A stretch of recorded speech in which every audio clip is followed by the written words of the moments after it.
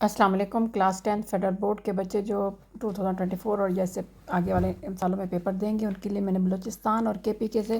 या असबाक में से कुछ पैराग्राफ सेलेक्ट किए हैं और उनकी जो तशरीह वो आपके सामने मौजूद है।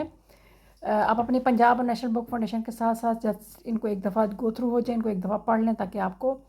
इससे कोई रिलेटेड कोई भी पैराग्राफ आ जाए तो आपको कम से कम पता हो कि इसके अंदर क्या हुआ सबक के अंदर।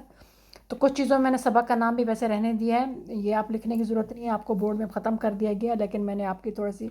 पहचान के लिए कि ये कौन से सबक से लिया गया ताकि आप अगर आपके पास किताब है तो आप उससे आसानी के साथ देख के उसमें से फाइंड आउट कर सकें। क्लास 10 फेडरल बोर्ड बलूचिस्तान और KPK के जो है ना मुख्तलिफ असबाक से जो है ना पैराग्राफ की तशरीह, आप इसको अच्छी तरह पढ़िए, समझिए और इससे फ़ायदा उठाइए।